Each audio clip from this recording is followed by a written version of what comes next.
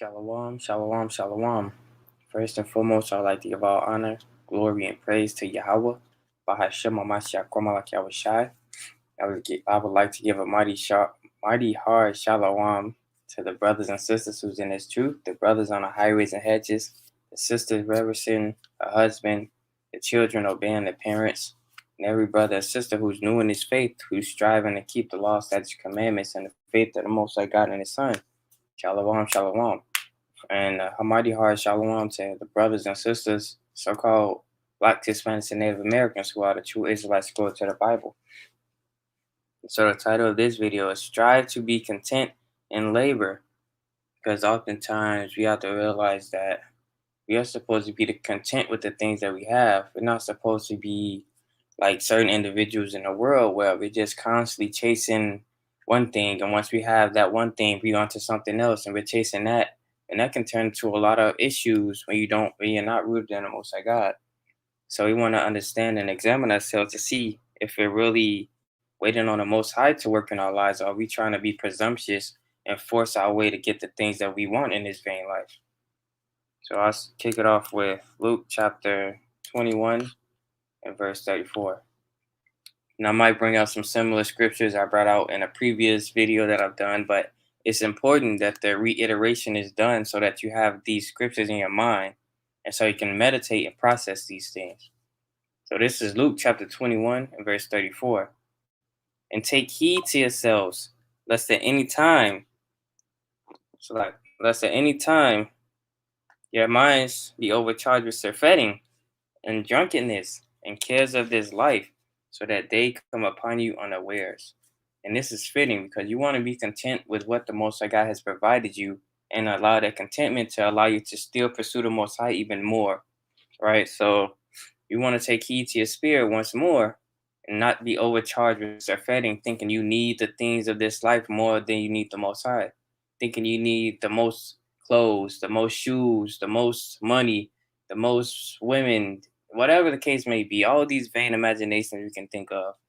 But you want to take heed to that so you don't give yourself over to the cares of this life, so you don't become drunken with this world and what this world says is okay. And if you don't serve that, all the while, so these things do not overtake your mind, you get distracted and get jammed up in the day of the Lord. So let's go to Exodus chapter 20, verse 17, because it's a commandment. Thou shalt not covet. You have to review all these things because it's part of the milk. Actually, I'll get one scripture beforehand. You have to meditate and go into the things that are considered the milk, the basics. Because you don't have the basics, where is your foundation? What things are you rooted in? Are you just rooted in the things that pertain unto this world? Are you really rooted in Hamashiach and also the law? Also, are you doing the things that pertain to this truth? It is 1 Peter chapter 2 and verse 2. As newborn babes, desire the sincere milk of the word, that ye may grow thereby. And part of the milk, the foundation, is being okay with where you're at, but not being complacent, being lazy, being slothful, but understanding this is where the Most High has you at the moment, but why not continue to strive in the condition that you're in? But this is Exodus chapter 20 and verse 17. Thou shalt not covet thy neighbor's house. Thou shalt not covet thy neighbor's wife, nor his manservant, nor his maidservant, nor his ox, nor his ass, nor anything that is thy neighbor's. So you don't want to covet anything that pertains to someone else. Because ultimately, why do you want someone else's things that aren't yours? Why do you want to set your mind on something that you can have that's not ordained for you to have? That thing that brother might have, that wife, that house, the car, the children, whatever you may have, whatever possession that is his, that's what the Most High has given him. Who are you to get mad and buck up against that and want what he has, because the Most High God probably didn't see that fit for you and probably has something even better. But you have to examine yourself and see it in that light, so that you don't be seduced by these thoughts and these vain imaginations to think that you want what he has, because what you have is not good enough. This is Deuteronomy chapter 5 and verse 21. Neither shalt thou desire thy neighbor's wife, neither shalt thou covet thy neighbor's house, his field, or his manservants, or his maidservants, Salah, or his ox, or his ass, or anything that is thy neighbor's. So you don't want to be coveting anything that's your brother's, and your sister, you don't want to be coveting anything that's your sister's. You want to be okay with what the Most High God has placed in front of you and work with what you have. All right, let's go to Jeremiah 17 and verse 9. Because at the end of the day, once you give your mind over to that covetousness, you're giving your mind over to deceitful thoughts and wicked imaginations. And this is what the Bible says about the heart. All right, this is Jeremiah chapter 17 and verse 9. The heart is deceitful above all things and desperately wicked. Who can know it? So your mind is going to conjure up things that is contrary to your spirit. You got to remember, we're still in this flesh. We still fight this flesh daily, every single minute, hour, second, year, week, month, whatever you name. And so you have to understand that with these deceitful and desperately wicked thoughts, your mind is going to try to trick you into thinking that you need something that you don't really need. Like, yeah, you see that brother over there? He has some nice shoes. I want those. You see that sister over there? She's representing her husband. Well, I want her husband. Like that, all those things can trickle down into a slippery slope, and next thing you know, you're out of this truth. The Most High God doesn't see you fit, and so now He pulled His wisdom, knowledge, and understanding from you, and now you're back into the world. So now we go to Ecclesiasticus chapter 31, verse 13. Because it all begins in your mind. It begins in your mind, and then that brings forth the actions. But before it even begins in your mind, it starts from what you see. All right, let's go to Ecclesiasticus chapter 31, and we'll read verse 13. Remember that a wicked eye is an evil thing, and what is created more wicked than the eye. Therefore, it weepeth upon every occasion. See that? So it says, remember that a wicked eye is an evil thing. Your eyes are evil. Whatever you give your eyes to for an extended period of time, if it's pertaining up to wickedness, you're going to end up thinking about it, and your thoughts are going to be turned into actions if you don't bring your mind into subjection and you don't keep your mind with all diligence. So you want to take heed and keep your spirit and determine what is good and what is evil for your spirit. So this is Ecclesiasticus chapter 30 Salakia. Okay, this is Ecclesiasticus chapter 37 and verse 27.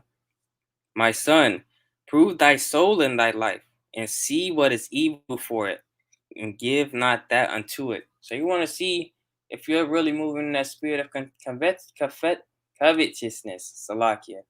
You want to make sure you're not moving in that spirit of being slothful as to what you just want to see what everyone else is, see what everyone else has, and not want to strive for it yourself. That doesn't mean you put down the Most High. That doesn't mean you try to do your own will, try to force your own hand. But you be content, you strive in His truth and sincerity, and the Most High give you those things. You just have to have faith that He will at the time that He chooses. All right, so from there we go to Ecclesiasticus chapter 14. It's all about having patience at the end of the day as well, to be able to be content, to be okay with where you are, and knowing that you can do more in His truth, so the Most High God, Lord willing, can elevate you to put you in a position where you are you are not only more content, but you're more willing and able-bodied to do the work of the Lord. So this is Ecclesiasticus chapter 14 and verse 9. A covetous man, Salakia. This is Ecclesiasticus chapter 14 and verse 9. A covetous man's eyes is not satisfied with his portion, and the iniquity of the wicked draweth up his soul. So a covetous man, his eyes isn't going to be satisfied. He's going to want all day. Isn't that something Esau does? Esau doesn't have enough. Esau and these other nations, they still take, and nothing is ever appeasing their covetousness. They always need more. Knowing our brothers and sisters, not only not in the truth, but in this truth especially, should understand that we shouldn't be moving in that spirit. We shouldn't be moving in that spirit where, okay, now I have this, now I want that.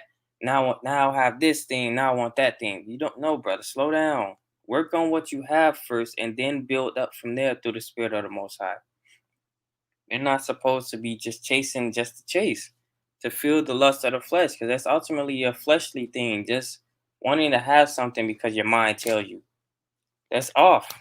Last time I checked, we're supposed to obey God rather than man, and it even comes down and trickles down to ourselves. Do we have that strength through the Spirit of the Most High to bring our thoughts into subjection and obey what God says rather than what we want to do? We have to kill off that flesh day by day and do what pleases the Most High, not ourselves and man. Okay, this is Ecclesiasticus chapter 10 and verse 9. Why is earth and ashes proud? There is not a more wicked thing than a covetous man. See that? So there's not a more wicked thing than a covetous man. And his eyes are not going to be satisfied no matter what he has. He's just going to want. He's going to put all these things that are in the world ultimately and these carnal riches over the Most High. And the Most High can jack you up and not only take those things from you, but leave you out in utter darkness and take his spirit from you. So we should be examining these scriptures to see not only to instill more fear and obedience unto the Most High, as He can give these things as we'll later touch on, but you want to make sure you're not moving in that spirit. All right, reading on. For such as one setteth his own soul to sell. You don't want to be that type of brother or sister that wants something so bad that you're willing to sell out for this truth. You're willing to go back into the world just to fulfill that lust, just to fulfill that fleshly desire. And then once you realize that it was a mistake, it's too late and that door is shut. Reading on. Because while he liveth, he casteth away his bowels. I mean, you don't care about anything that happens to you or to others. Because ultimately, your judgment affects others. You done all this teaching, you done all this preaching, you done all this edification for the nation. And then next thing you know, you're out of this thing because you couldn't control your covetousness and you couldn't be content. Let's go to Hebrews chapter 13 and verse 5. All of this trickled down to examination. Examine yourselves daily if you can. Well, you should be examining yourselves daily. This isn't an option. This isn't something like, nah, maybe I'll just examine myself for 2 minutes tomorrow, maybe the next day. Maybe I'll just do it later. No, we do it now at this very moment because you might not get tomorrow. You might not get another day. You might not get this same moment that the Most High God has allotted you. This is 2 Corinthians chapter 13 and verse 5. Examine yourselves. See what impurities you got to purge out. See what things you need to work on. There's always much more to do. Read on. Whether ye be in the faith, prove your own selves. Take the time to prove yourself. Take the time to see, am I really walking in the spirit according to the words of the Most High? Am I really purging that covetous spirit? Am I really being content with what I have? Read on. Know ye not your own selves, how that Hamashiach Yahushua is in you. Yahushua Hamashiach Salaki is in you, except ye be reprobates. Because the scariest part about this truth is that you can be an utter reprobate. The Most High God can slowly pull you away from this truth, and you never know it. Next thing you know, you're despising the truth. You're bucking up against the truth. You're speaking against the man of the Lord, and all the while you're heaping up sin upon sin to get destroyed.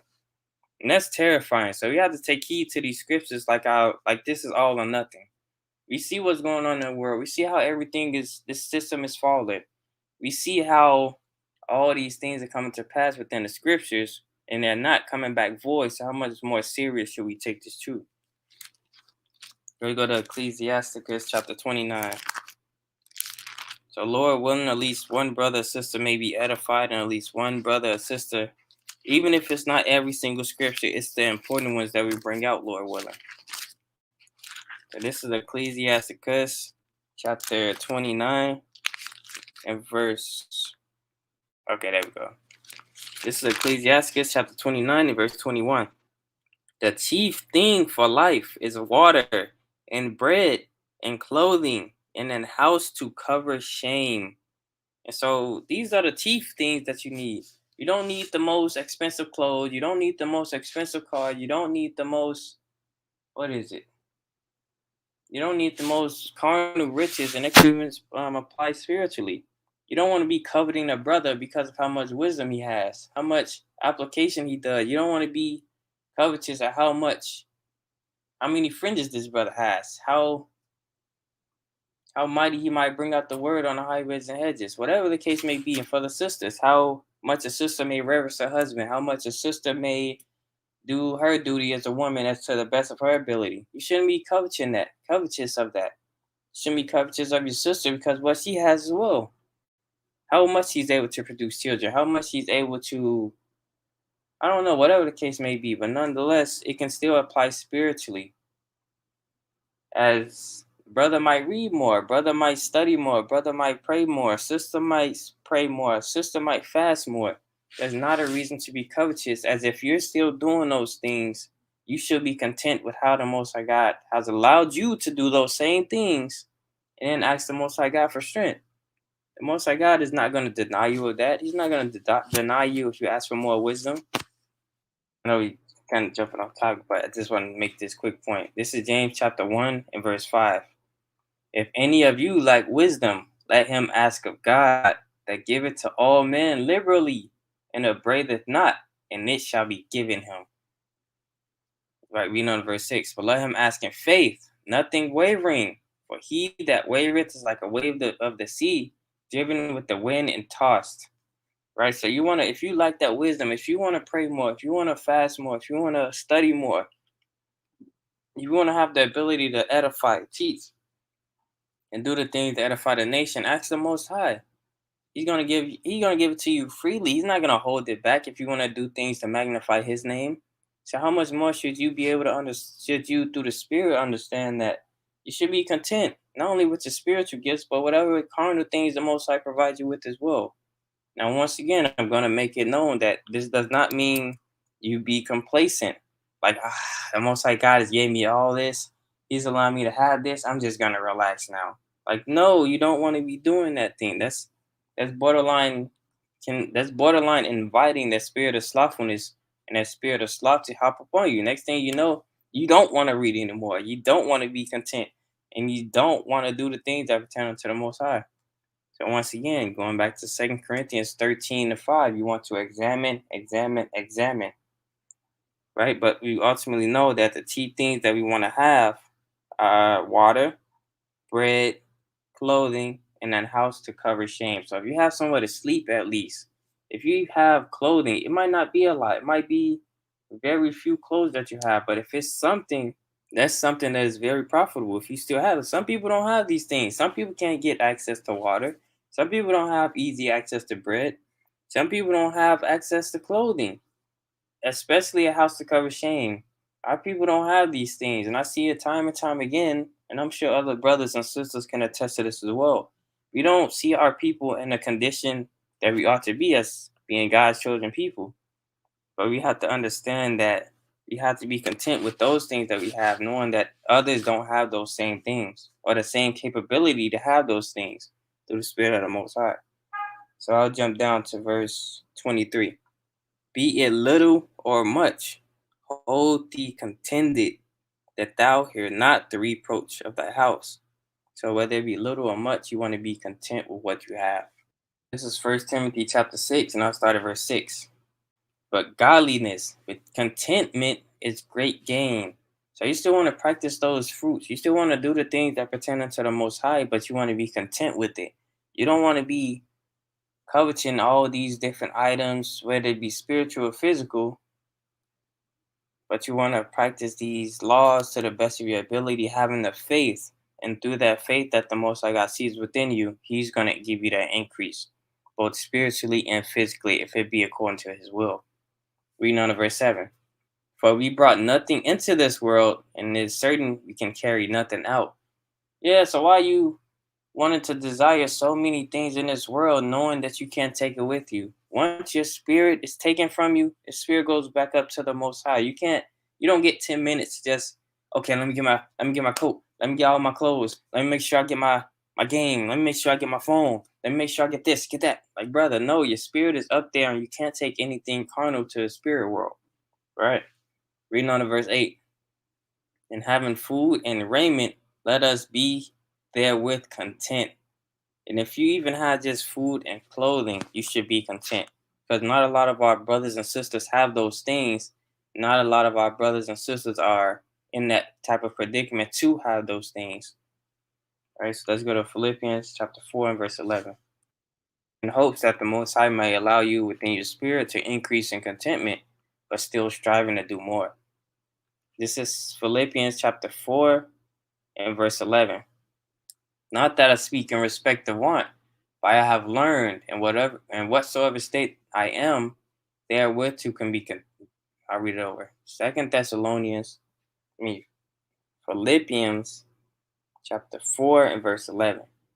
Not that I speak in respect of want, for I have learned, in whatsoever state I am, therewith to be content.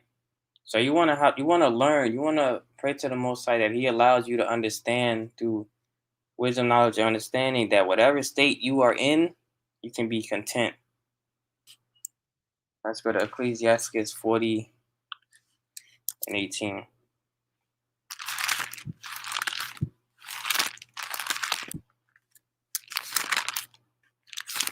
This is Ecclesiastes chapter 40 and verse 18.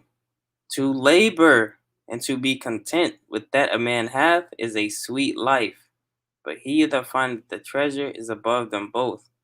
So you want to be able to labor and be content, still striving to keep the law, statutes, commandments, still striving to keep the faith, still striving to pray, fast, read, study, apply, and to continue to labor in edifying the people, going out to the highways and hedges, even just any type of information that you can spread out to our brothers and sisters wherever they may be.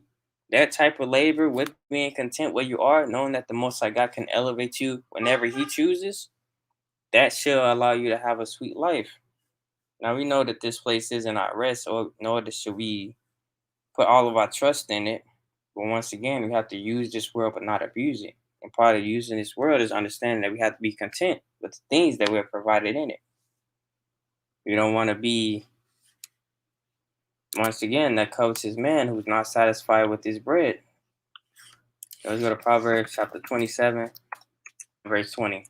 This is Proverbs chapter 27 and verse 20. Hell and destruction are never full, so the eyes of men are never satisfied. And so your eyes are never going to be satisfied. I mean, we just read in Ecclesiastes 31 and 13 that is nothing more wicked than the eye. And you pair that with Jeremiah 17 and 9, the mind is deceitful, you're gonna end up, if you don't take control of your spirit and you allow that spirit to overtake you, you're gonna find yourself not only covetous of what your brother has, but what your sister has, what your mother has, what your cousin has. Ultimately, you're gonna start putting everything in this world over the Most High. And once again, like we mentioned, that slippery slope. That's to where you cast back out into outer darkness. Okay, this is Ecclesiastes chapter 5 and verse 12.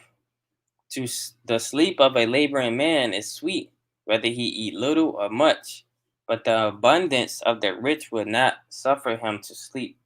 So you want to be that laboring man who's not only content with what he has in his laboring, whether he has little or much, because that's going to be that sweet life for you, and that's how the Most High is going to see that you're humble, you're meek, and you're not trying to heap up treasure upon treasure and be covetous. But the abundance of the rich will not suffer him to sleep. So if you have all these riches, you have all of these, maybe accolades, it can be treasures in this world, you're not going to be able to sleep. Esau does that. He's always checking on the stock market, always checking on how much money he has, and he can't sleep unless he counts his money. He can't sleep unless he checks his stocks. Whatever Esau be freaking off with. But nonetheless, we're not supposed to be like that, seeing as we're special people and we're chosen to be different. This is Proverbs chapter 30 and verse 8. Remove far from me vanity and lies. Give me neither poverty nor riches. Feed me with food convenient for me. So you want to ask the Most High God to give you things convenient for you. You don't want to be too much in poverty is where you have to steal and break the commandments, nor do you want to be too rich where you put those riches over the Most High. Let's read on. Verse 9. Lest I be full and deny thee and say, who is the Lord? Because if you have all these riches of the world, if you were given everything that you wanted, not only would that create pride within you and entitlement, it will ultimately turn you away from the Most High, as you'll be so fixated on how much you have and how you don't need anything. As to now, God, Lord forbid, brothers and sisters say that within our mind. Right? Reading on. Or lest I be poor and steal and take the name of my God in vain. Ask the Lord to feed you with things convenient unto you, even your spirit. It is not always carnal, it's not always physical. You don't want the Most High to not allow you to do the things in the spirit that's going to make you poor spiritually. And now you don't remember the scriptures. You don't know what account to go into to boost your spirit. You don't know what to do in this type of situation because you can't remember the scriptures. Or you don't want to be overzealous as to where you're just being overthrown because you're trying to go too deep and to understand too much too fast. So you want to ask the Most High to feed you conveniently with things that are just right for your spirit to allow you to continue to stack your gifts and to continue to stack your works. And with the faith, of course. So let's go to Ecclesiasticus chapter 51 and verse 30. This is Ecclesiasticus chapter 51 and verse 30. Work your work betimes, and in his time he will give you your reward. So as we read in Ecclesiasticus 40 and verse 18, as we read in Ecclesiastes 5 and 12, to labor and to be content is a sweet life. And if you're laboring, the Most High God sees your labor and he's not unrighteous to forget your works. Paraphrasing the Hebrews 6 and 10. And so if you're doing those works in his time, at the time the Most High God chooses, when he sees fit, he's going to give you that reward. And it could be, it's ultimately going to be to what he decides what's best for you, not what you want, not what you think. The Most High God is going to give you what's needful for you, not necessarily what you want all the time, right? So we have to be content with that. We have to be like, okay, Yahweh, okay, is this what you want for me? I accept it, and it is what it is. You got to keep striving to keep these laws, keep striving to keep the faith to the best of my ability. All praises to the Most High. All right, that's how we have to move in the truth, knowing that the Most High, he's the one in control of all of this, and not us ourselves. And part of that understanding is learning how to be humble, knowing how to not exalt yourself with the things you have, nor with the spiritual gifts that you have as well. Knowing that the Most High can take it all away at the drop of a dime. So this is 1 Peter chapter 5 and verse 6. Humble yourselves, therefore, under the mighty hand of God, that he may exalt you in due time. So you don't want to be out here being prideful and being so covetous that you want something so bad and right now that you stop being humble and that you want to exalt yourself, and so you do everything contrary to the Bible. You do everything contrary to the Most High God's word. And you ultimately get abased because you want it to be prideful and seek your own will more than trusting in the Most High's. So on the flip side, if you're humble under the mighty hand of the Most High, he's going to exalt you in due time. And that due time can be a year from now. It can be a month. It can be a week. It can be 2 years, 2.5 years, 3 years, 5 years. Who knows? Only the Most High God knows. But that's not up for you to figure out. You're supposed to remain humble, meek, sincere, contrite. Still serve the Lord with all your heart, mind, and soul. This is Luke chapter 12 and verse 15. And he said unto them, take heed and beware of covetousness. So even Yahweh Shai telling you to take heed to your covetousness. As you brought out in Luke chapter 21 and 34, you want to take heed to yourself, unless this cares of this life takes you away, paraphrasing greatly. Unless the day of the Lord come upon you unawares. So this is, I read it over. This is Luke chapter 12 and verse 15. And he said unto them, take heed and beware of covetousness, for a man's life consisteth not in the abundance of the things which he possessed. Right? So we're going to continue to read on into this parable, but I want to touch on how Yahweh Shai even says this life consisted not in abundance of the things which he possessed. Because Yahweh Shai didn't have riches. Yahweh Shai wasn't the richest man on the planet. He didn't have all these glory, all these accolades, all these earthly materials. He didn't put his trust in that. He knew it was all vanity. He didn't have a place to sleep, right? So we have to be content with even what we have, knowing that our Messiah, our example, didn't have certain things as well, right? We know in verse 16. I don't want to get that example. No, I don't want to get that example. That'll be safe for another time. So from there, we'll go to Luke chapter 16. Actually, we go to Micah chapter 10. I brought this out in a previous video, but it's still important to bring out yet again in this topic of being content. This is Micah chapter 2 and verse 10. Arise ye and depart, for this is not your rest. For this is not your rest, because it is polluted. It shall destroy you, even with the sword destruction. So you shouldn't be wanting the things of this world so much as to where you want to be comfortable. You're gonna get those things like, I can relax now. I can be at peace. Or brother, we still got all hell is about to break loose. We still have World War III is about to happen. We still got diseases happening. The economic, well, like I said, the economy is going to collapse. See, the banks already closed, and we see riots, uproars of the people are already happening. We see nation forming against nation, and this is ultimately going to lead up to the destruction of Babylon. So, what are you doing trying to make this place your rest? Why are you thinking like the heathen and thinking this place is going to dwell forever? This place is not your rest. So, we have to rise and depart and not set our minds upon these things.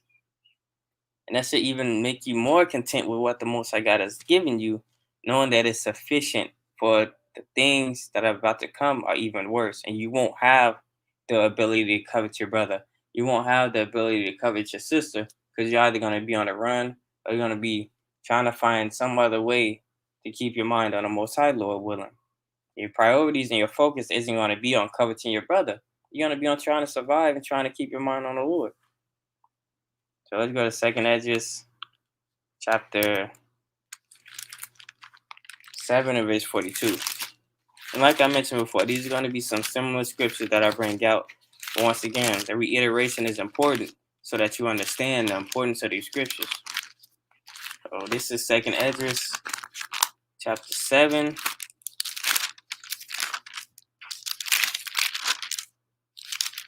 and verse 42. He answered me and said, this present life is not the end, but much glory doeth abide. Therefore have they prayed for the weak. So this present life is not where our glory abides. This is not where we're going to find the most glory. We're not even gloried amongst our own people, let alone these other nations. So we got to understand this present life is not where we store up all our riches. It's not where we store up the, what is it called? Not trying to have the mentality of, I'm going to get the bag. I need to get this bag. I need to make this money. I need to get this done. I need to get that done. Brother, slow down. Focus on getting your spirit right. Focus on doing the things that are profitable unto the Most High God. He's going to give you that increase, both spiritually and physically. Just put your trust in Him and abide in that labor. And this is Luke chapter 16 and verse 13. This is Luke chapter 16 and verse 13. No servant can serve two masters. So you can't be trying to store riches on this earth and still try to serve the Most High. You can't do that. It's not going to be possible. Either you're going to put in all your effort in trying to serve this world and please the flesh, or you're going to put in all your effort in trying to be more in the spirit and serve the Most High God. For either he will hate the one and love the other, or else he will hold to the one and despise the other. Ye cannot serve God and mammon. So you can't be trying to fulfill the lust of the flesh and heap up yourselves really worthless paper.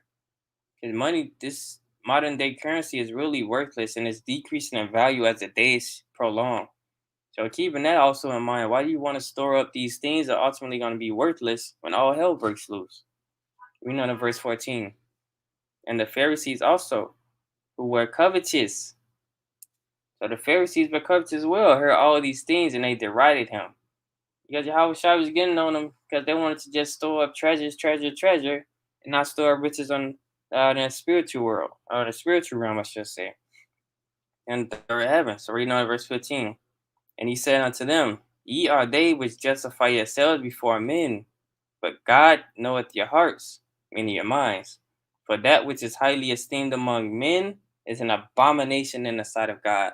Because this world that highly esteem you into thinking because you have all this money, because you have all these resources, all these cars, all these clothes, you have women chasing you, might have men chasing you, you might have all this glory and this praise from men that is just you're just somehow this highly valued person, where all these things that are highly esteemed among men is an abomination to the Most High God. The Most High don't care how exalted you are among men. The Most High God don't care how much riches you have. He don't care how much cars you have. You don't care how many clothes you have. You don't care about none of those things. Are you serving him and doing what he told you to do? Are you just trying to be presumptuous and receive the praise of men and glory of men? All right, so let's go to Ecclesiastes chapter 11 and verse 14. Because this whole time you want to be esteemed amongst men. You want to do all these things to live this so-called good life. You want to have fun in this life. The Most High God is going to get up with you, and he's in control. So the same way he gives people these things, the same way he can snatch it away like that. So this is Ecclesiastes chapter 11 and verse 14. Prosperity and adversity, life and death, poverty and riches come of the Lord. So the Most High God is in control of prosperity, how prosperous you are, how much wealth you might have, how much riches you might have. And he's also in control of the adversity you face, how severe it might be, how less severe, how moderate, whatever the case may be. He's in control of life and death, poverty and riches. So if all these things come from the Lord and you go out of that way, what are you saying? You're saying you don't trust in the Lord. You don't trust that he can give you these things. You don't trust that it's possible for him to lift you up from your lower state, whatever condition you might be in, and to give you that desire that you need in order to continue to serve him. I'll read that again. This is Ecclesiastes chapter 11 and verse 14. Prosperity and adversity, life and death, and poverty and riches come of the Lord. So now we can go to 2 Corinthians chapter 25, verse 8. Make sure that's what I want. 2 Corinthians chapter 25. 2 Chronicles, Salakia. 25 and verse 8. This is 2 Chronicles chapter 25 and 28. But if thou would go, do it. Be strong for the battle. God shall make thee fall before the enemy, for God hath power to help and to cast down. So that once again, the Most High God has control of all these things: poverty, riches, prosperity, adversity, life, and death. And we know, pursuant to Romans 14 and 8, we all live and die unto the Lord. All right, so the Most High God has that power to help and cast down, but do you believe it? Do you believe that the Most High God can help you out of this situation? Do you believe that he can lift you up and bear you upon his right hand? Do you believe this, or do you want to just claim these things and not have the faith to back it up? Right, so, okay, yeah. This is James chapter 2 and verse 5. Hearken, my beloved, hath not God chosen the poor of this world, rich in faith, and heirs of the kingdom, which he hath promised to them that love him? Right, so we know that the heirs of the kingdom are the Israelites. He has chosen the poor of this world, rich in faith. Now, on a greater level, this can be talking about the Israelites, as we are the poor of the earth. We are the ones who are destitute of wisdom, knowledge, and understanding, both spiritually and we're destitute of resources, economically, systematically, any way that you can think of as a nation. So this all can apply to us. However, and as well can apply to you in your situation in a spirit of comparison, because it's going to lead to covetousness. The Most High God allowed you to pray 3-5 times a day. Don't worry about how many times the other brothers pray. Now, yeah, we all should be praying, and we should all be doing more in terms of praying. However, you don't want to be covetous and asking and telling the Most High God why. Why can't I have what he had? Why can't I have what she has? Like, brother, sister, be okay with what you have. The Most High God can easily give you more if you serve him in truth and sincerity. This is Psalms chapter 11 and verse 7. For the righteous Lord loveth righteousness. So the Most High God loves righteousness. He's not ashamed to give you the things that you want or that you need in order to continue to be righteous, to continue to magnify his name. Read on. His countenance doeth behold the upright. So if you're upright, you're sincerely striving in the Most High God's laws, commandments to the best of your ability in the faith of Hamashiach Yahushai. The Most High God, Lord willing, he looks down upon it and sees your uprightness. Lord willing, he accounts you worthy to be shown mercy and to be shown, I want to say shown, His mercy may be shown upon you to be able to allow you to have certain things or certain spiritual gifts as well. But you have to understand that the Most High God loves righteousness and that He's not dwelling with those who commit iniquity. So knowing that in mind, if you got that covetous spirit on you, or it's starting to brew up, you got to check yourself immediately. Examine yourself. Pray, read, go into the scriptures, go into the scriptures about dealing with covetousness. Right? Go over the scriptures that we brought out today through the Spirit of the Most High. Review these things, so that way you can build your spirit up. Okay, let's go to Ecclesiastes chapter 11 and verse 21. This is Ecclesiastes chapter 11 and verse 21. Marvel not at the works of the sinners, but trust in the Lord and abide in thy labor. So you want to trust in the Most High God. You want to abide in the labor that you're bringing forth now. You want to abide in doing the things pleasing unto the Most High in sincerity and faith. You don't want to be worrying about what the sinners of this world does. You don't want to worry about how much money this Edomite has, or this Ammonite, this Moabite, and how good and lavishly they're living, because you're not supposed to envy our oppressors. But you want to understand that you're supposed to abide in our labor and trust in the Lord. As you just read in Ecclesiastes chapter 11 verse 14, He's in control of these things. Not us, not another man, not another woman, the Most High God. Read on. For it is an easy thing in the sight of the Lord on the sudden to make a poor man rich. So the Most High can build you up just like at the snap of a finger. And next thing you know, you have the thing that you wanted to attain unto. You wanted to get out of a certain situation, the Most High God elevated you. And now you get more strength in your spirit to serve the Lord 10 times more. You get more strength in your spirit to have more faith in the Most High. Because not only were you humble and you sought the Most High despite whatever situation you were in, you continue to seek, you continue to strive, knowing and having faith that the Most High God is going to lift you up. Right? So from there, we go to Matthew chapter 6 and verse 33. Because we understand, pursuing Ecclesiastes 1 and 27, faith and meekness is the delight of the Lord, paraphrasing greatly. So this is Matthew chapter 6 and verse 33. But seek ye first the kingdom of God and His righteousness, and all these things shall be added unto you. So if you want these things added to you, in righteousness, of course, you have to seek the Lord and His kingdom and His righteousness. But it's His righteousness keeping the commandments. Let's prove that. This is Deuteronomy chapter 6 and verse 25. And it shall be our righteousness if we observe to do all these commandments before the Lord our God, as He hath commanded us. Now we do understand that we can't keep we can to the best of our ability, but in the areas that we fall short, that's what Hamashiach Yahushua covers us, if we continue to remain faithful and diligent. Right? So we have to understand that it's a lot. You have to seek His kingdom first.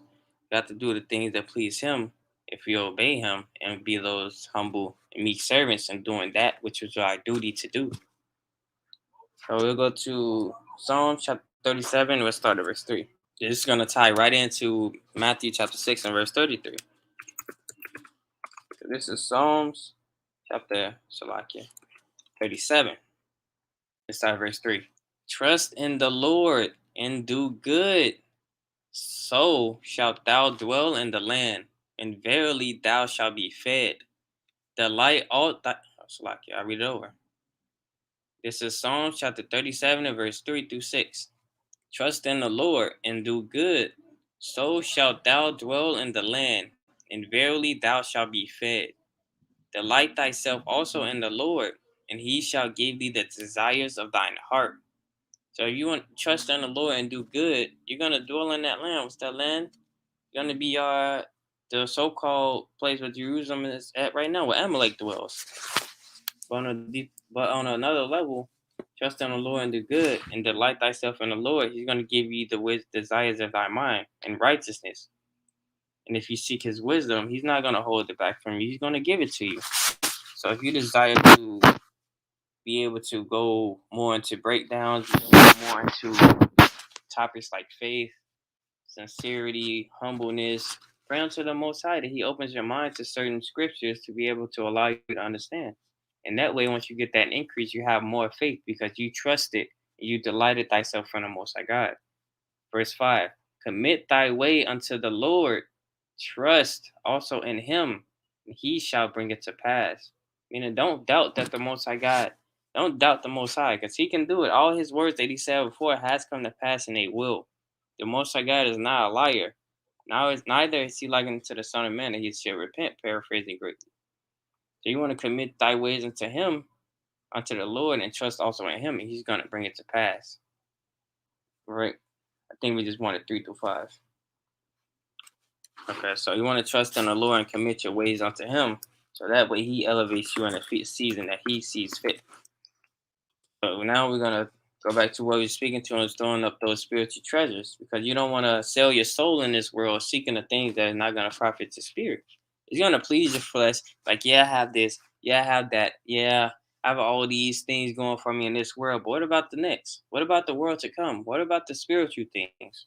You want to store up things pertaining to those as well. More or less more greater than the things of this world. This is Matthew chapter 6, and I started verse 19. Lay not up for yourself treasures upon earth, where moth and dust stock you. This is Matthew chapter 6 and verse 19. Lay not up for yourselves treasures upon earth, where moth and rust doeth corrupt, and where thieves break through and steal. So don't be trying to store up so much as to where it can become rusty, it can be corrupted, it can be stolen, it can be burned, it can be destroyed. But let's read on. Verse 20. But lay up for yourselves treasures in heaven, where neither moth nor rust do it corrupt, and where thieves do not break through and steal. You're not gonna have man climbing up a ladder, shooting up in a rocket, going to the Most High. You're not gonna have man take the ladder, go up to the Most High in the third heaven, shoot up in a rocket to the third heaven, and try to steal riches from the Most High. That's not happening. That's realistic. That's not happening. Right? But this is more or less talking about keeping the commandments and storing up those spiritual treasures according to the commandments. So that's where your treasure is gonna really lie. And you have to check yourself to see where your treasure really is. I read on to verse 21. For where your treasure is, there will your mind be also. And you know that your heart is symbolic for your mind. Right? So wherever you set your mind on the most, that is where your treasure is. It can either be on the spiritual things, on the spiritual gifts, on the spiritual rewards, or it can be on the carnal things, on the carnal rewards. And as we brought out in Luke chapter 16 and verse 13, you can't serve two masters. Either you're going to pick and choose, or the Lord is going to pick for you. Get that in Ecclesiasticus chapter 29. This is Ecclesiasticus chapter 29 and verse 11. Lay up thy treasure according to the commandments of the Most High, and it shall bring thee more profit than gold. So laying up those treasures according to the commandments of the Most High, that's going to be way more profitable than carnal gold, carnal silver, carnal diamonds, because you're going to receive those spiritual rewards after this place is destroyed and after this earth pass away, pursuant to this kingdom and this dominion and this rulership.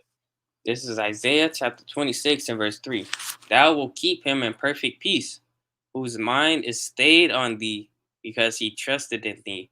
Similar to what it says in Psalm chapter 37 and verse 3 through 5. You want to trust in the Lord and commit thy ways unto him. He's going to give you the desires of your heart. So if you have that perfect peace because your mind is stayed on him and you trust that he's the one who's controls the poverty, adversity, life and death, prosperity, poverty and riches, you have to understand that he's going to decide what's best for you and not you or yourself. If you trust in yourself, you're going to get overthrown. Bible says, he that trusts in his own mind is a fool. Let's get that. This is Proverbs chapter 28 and verse 26. He that trusteth in his own mind is a fool, but whoso walketh wisely, he shall be delivered.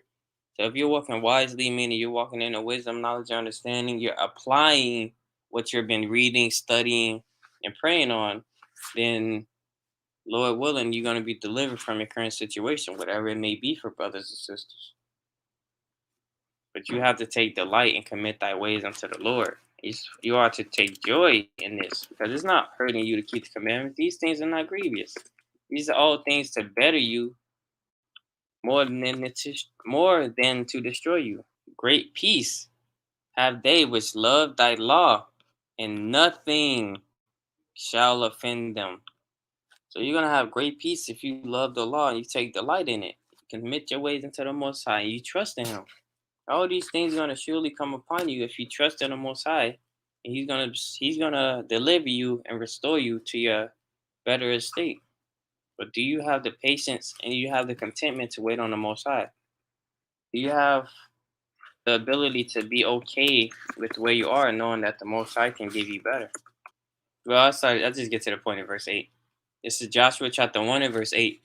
This book of the law shall not depart out of thy mouth, but thou shalt meditate therein day and night, that thou mayest observe to do according to all that is written therein. For then shalt thou make thy way prosperous, and then thou shalt have good success. So you want to meditate in these words day and night. You don't want to let this law depart from your mouth. Because if you observe to do all that is written to the best of your ability, of course, with the faith of Hamashiach Yahushai and the Most High God and His Son, well, the faith in the Most High God and His Son, Hamashiach Yahushai, you're gonna make your ways prosperous. You're gonna have good success, and the Most High is gonna help you along that way if you meet Him halfway, as we read in 1 Peter 5 and 6. You want to humble yourself under the mighty hand of God, that He may exalt you in due time. Paraphrasing greatly. This is Second Esdras, chapter 16. I'll start at verse 74. Hear, O ye my beloved, saith the Lord. Behold, the days of trouble are at hand, but I will deliver you from the same. You got to believe in that. Believe that the Most High is going to deliver you from that same trouble that He's going to bring. Verse 75. Be ye not afraid, neither doubt, for God is your guide, and the guide of them who keep my commandments and precepts, saith the Lord God. So you want to keep those commandments, the precepts. You want to have faith, be not afraid, for the Most High God is going to lead you and guide you. You got to know that the Most High, He can bear you up so that you're not faint and weary, and that you may continue to do what pleases Him. Right? So we go to Wisdom of Solomon, chapter 1 and verse 1. Lord willing, this may be edifying for brothers and sisters. Lord willing, brothers and sisters, take notes. That's heavily something that I recommend, as it's crucial to being in this truth. This is Wisdom of Solomon, chapter 1 and verse 1. Love righteousness, ye that be judges of the earth. Think of the Lord with a good mind. Well, I read it right. Think of the Lord with a good heart, and in simplicity of heart seek Him. So you want to be simple, not simple in a way of you don't have wisdom or understanding, but simple in a way of seeking the Most High in sincerity and truth. Don't overcomplicate it. Don't try to make more burdens or more things grievous by seeking the Most High. You want to be seeking the Most High with simplicity of heart, knowing that these things are not grievous to do. Are not grievous to show. It's not grievous to show love to your brother. It's not grievous to not hate your brother. It's not grievous to keep the feast days, wear fringes, etc., etc.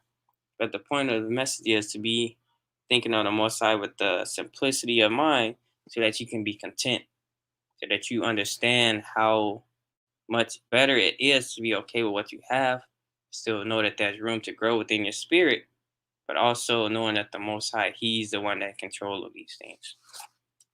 So let's go to Ecclesiastes chapter 26 and verse 4. This is Ecclesiastes chapter 26 and verse 4. Whether a man be rich or poor, if he had a good mind, I'll read it right. Ecclesiastes chapter 26 and verse 4. Whether a man be rich or poor, if he had a good heart towards the Lord, he shall at all times rejoice with a cheerful countenance. So if you have that good mind towards the Most High, if you have that simplicity of heart towards the Most High, you're going to rejoice at all times, and you're going to have that cheerful countenance.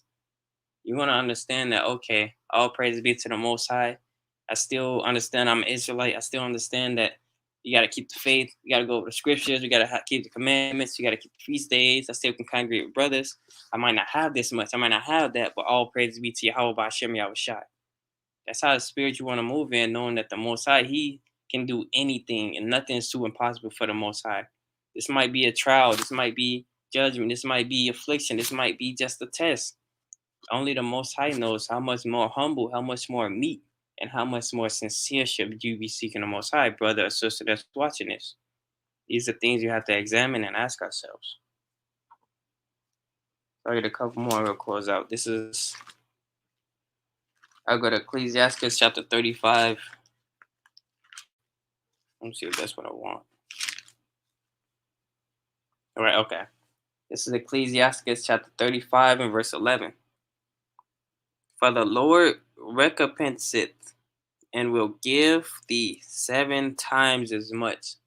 So it's similar with David, similar with Job, when he gave Job twice as much as he's had before. When he told David that he would have given him more than what he gave him when he gave the kingdom to David. These things we have to consider as to how, even though these men were righteous, these men obtained these things through their labor and through that righteousness and that mercy that the Most High showed them.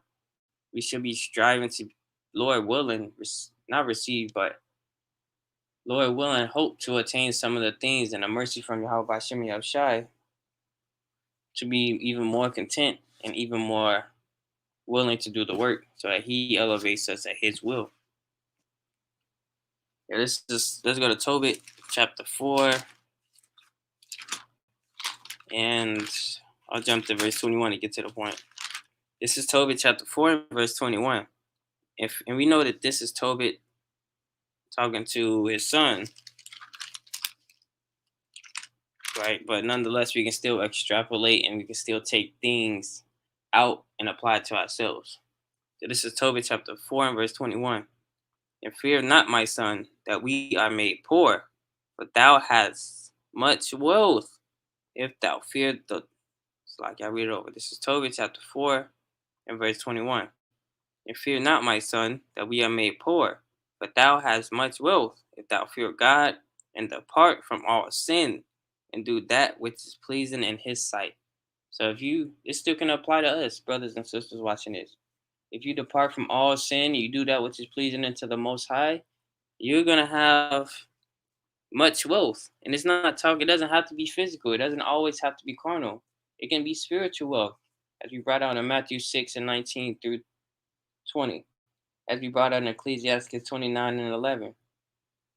Right? You want to be able to seek the Most High, not only fear Him, but reverence Him and give Him the glory. Right? And do what's pleasing in His sight and commit thy ways unto Him.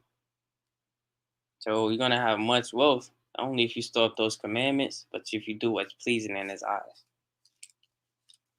Let's get Ecclesiastes chapter 2, classic chapter. Ecclesiastes chapter 2, and we start from verse 1 and go to verse 3. This is Ecclesiastes chapter 2 and verse 1. My son, if thou come to serve the Lord, prepare thy soul for temptation. So you have to understand, once you understand you're an Israelite, once you understand you're commanded to keep the laws, statutes, commandments, you're commanded to keep the faith of the Most High God and His Son, you have an obligation to understand that you got to be prepared for that temptation. You have to understand that temptation will happen. It's not maybe, it's not if, it's not how, it's not why, it's when. Because you all have a time allotted for when we go through tribulation, and Lord willing, we may prevail, and when that tribulation shall subside. But nonetheless, your temptation might be covetousness. Seeing if you really are going to go through with trying to attain so much unto yourself in this vain life. You might get tempted with more money, more resources, more clothes, a better house. All these things can easily turn you away from the Most High. They can easily cause you to do things and have to do things that's contrary to the scriptures. Read now in verse 2. Set thy mind aright and constantly endure. Constantly endure, not just today, not just tomorrow, but of all your life, in hopes that the Most High may have mercy on thee and me as well, so that we may continue to have our minds strengthened and our work strengthened to do what's pleasing unto Him. Read on. And make not haste in time of trouble. Cleave unto Him and depart not away. that thou mayest be increased at thy last end. So similar to what we read in First Peter 5 and 6, similar to the account we can see of Job, the Most High God will increase you at your last end if you trust in Him and commit thy ways unto Him, right? And if you don't, and that you depart not away, right? Because you don't want to make haste and end up departing. It's like, man, the loan side is taking too long. I want to get this money now. I want to make these resources now. I want to make these clothes and get all these clothes now. I want to get this woman now. You do that in that type of situation, you go outside of the way of the Lord, you're going to get jacked up and you can get destroyed because you walked in your pride, you walked in your foolish, vain thoughts, and you let your mind overthrow you in deceit and guile. And so I'll close it out with this last one because you have to understand that our labor is not in vain and we have to continue to strive. That I continue to keep the laws, continue to show love to that brother or sister, continue to reach out, continue to keep the feast days, continue to purge those envying spirits, those hateful spirits, those covetous spirits, those slothful spirits, those anger spirits, those lustful spirits, those, I don't know, what's another one? Well, various other scriptures we can bring out, but for time's sake, Lord willing, you understand the point. So I'll close it out with this scripture right here. This is 1 Corinthians chapter 15 and verse 58. Therefore, my beloved brethren, be ye steadfast, unmovable, always abounding in the work of the Lord, for as much as you know that your labor is not in vain. I want to get two more scriptures, actually. So you have to understand that your labor is not in vain if you're doing it in sincerity towards the Most High God. If you're truly striving to keep these laws, to have faith, the Most High God can look upon thee, Lord willing. So this is Hebrews chapter 6 and verse 10. For God is not unrighteous to forget your work and labor of love, which ye have showed towards his name, in that ye have ministered to the saints and do minister. So the Most High, He's not unrighteous to forget your labor of love. He's going to look at these things as long as you stay committed to Him, as long as you continue to strive, as long as you do what you need to do. Eyes of Yahweh by Shem Yahushai, He's not going to forget these things. The Most High God doesn't forget. It's just, are you going to remain diligent, faithful, and steadfast until the end, knowing that your works are not in vain, and that the Most High God looks upon them. So from now, I want to go to Second Esdras, chapter 12.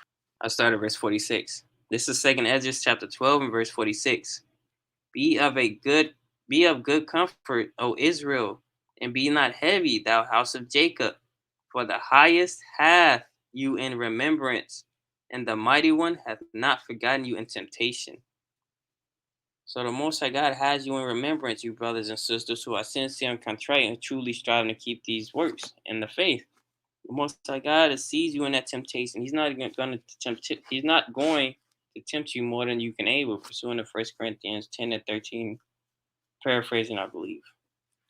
So you have to be a good comfort and get cheer, because the Most High God has you in remembrance. So now I'll close out this final scripture in Isaiah. Let's just read it to verse 10 and we'll jump to 13. This is Isaiah chapter 41 and verse 10. Fear thou not, for I am with thee. Be not dismayed, for I am thy God. I will strengthen thee. Yea, I will help thee. Yea, I will uphold thee with the right hand of my righteousness. You got to believe in that. You got to believe the Most High God is speaking to you, telling you not to fear. He's with you, not to be discouraged, for He's your God. He's going to strengthen you. He's going to help you. And He's going to uphold you with the right hand of His righteousness. We got to seek His righteousness and be acquainted with Him and be committed to Him. It's all the Most High God seeks for is faithful and meekness in His servants, because that's His delight. Verse 13. For I, the Lord thy God, will hold thy right hand, saying unto thee, fear not, I will help thee. So in your contentment, you have to continue to strive. Know your works are not in vain. And continue to seek out Yahweh B'Shem Yahushua. Lord willing, this may be edifying for a brother or sister who may tune in later on, Lord willing. But with that, I'd like to give all honor, glory, and praises to Yahweh B'Shem Yahushua. Shalom to every brother and sister within Israel, you so-called blacks, Hispanics, and Native Americans, who are the true Israelites of the Bible. And with that, I'd like to say Shalom.